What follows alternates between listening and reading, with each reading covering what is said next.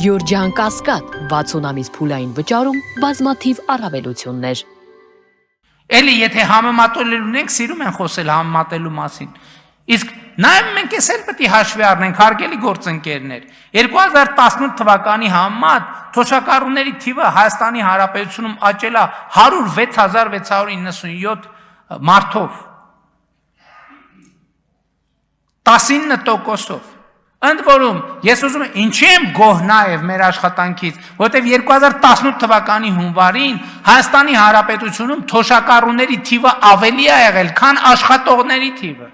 555,000 թոշակառու ա եղել 513,000 աշխատող։ Այսօր էլ այս ճեղքը կամ այս հարաբերակցությունը մեզ այսքան էլ չի բավարարում։ Եվ ես առողջապահության ներողություն աշխատանքի եւ սոցիալական հարցերի նախարարը երբ որ նշանակեց, իհարկե նախորդ նախարարի առաջ էլ ես այդ խնդիրը դրել էի։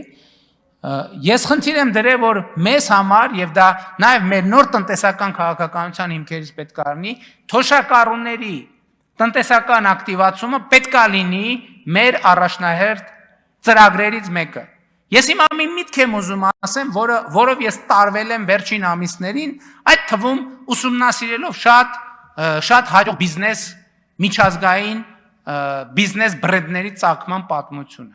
Հիմա մեզ մոտ ի՞նչն է անցալում, որ 63-ը թոշակի տարիք, հա? Հա, 63-ը թոշակի տարիք է։ Բայց ես ուզում եմ, ես առաջարկում եմ մի հատ ուրիշ վարժություն անենք։ Իսկ կարող է 63-ը փոքր եւ միջին բիզնես դնելու լավագույն տարիքն է։ Որովհետև ով ունի կյանքի եւ աշխատանքի ավելի մեծ գիտելիք, քան 63 տարեկանը։ Եվ ես արդեն հանձնարարական եմ տվել, որ մենք թոշակառուներին 63 եւ բարձր տարիքի անձանց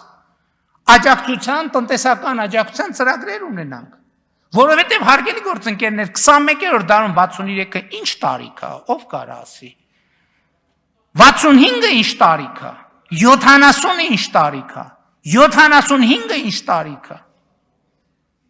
Այսինքն սա մարդու,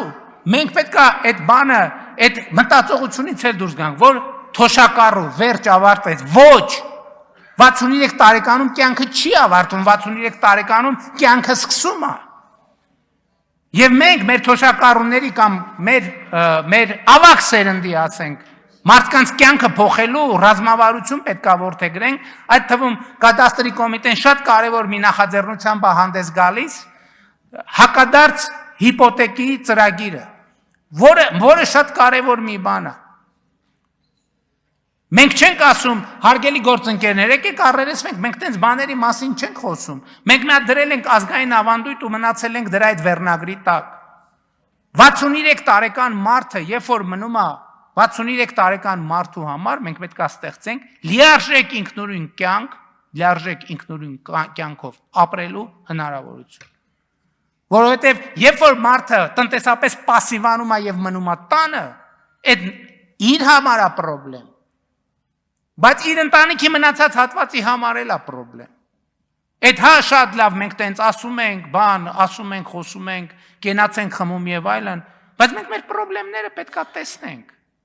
Ինչի պետք է, այսինքն մեր կանխավարկածն ինչա, մարդը 63-ից մինչև 80 տարեկան պետք է տանը նստի։ Ոչ։ Մարդը այդ աշխատել այնքան գիտելիք է կուտակել, մենք պետք է պայմաններ ստեղծենք, որ ինքը այդ գիտելիքը, որը ասма տենց ասացված կա, չէ, ասма եթե երիտասարդությունը իմանար, եթե ծերությունը կարողանար։ Հիմա ծերությունը կարող է, որովհետև դա այլևս ծերություն չէ, այդ մի ժամանակ էր 63 տարեկանը ծերություն, 65 տարեկանը ծերություն, 70 տարեկանը ծերություն, 75 տարեկանը ծերություն, եթե մարդը առողջ է, իսկ կներեք, եթե մարդը առողջ չի, 29 տարեկանն էլ է ծերություն։ Եթե մարդը առողջություն չունի, ինչ տարբերություն, ինքը 29 տարեկան է, 39, 35, 42, 50, թե 55, ինչ տարբերություն։ Իսկ եթե մարդը միջին, էլ չեմ ասում, որ ժամանակակից աշխարհում տեխնիկան այնքան է զարգացել, բացարձակ առողջ մարդ չկա։ Գնում է սկաների տակով անցնում, ոնց լինի մի հատ ինչ-որ մի բան կգտնվի։ Մենք պետք է մարդուն ասենք, չէ, դա ինչի ժողովուրդ ջան, ինչի որ վերջ ավարտվեց։ Ոչ, 63 տարեկանը փոքր եւ միջին բիզնես սկսելու լավագույն տարիքն է, որովհետեւ այն գիտելիքի Պաշարը որ կուտակվել է, որևէ մեկը չունի։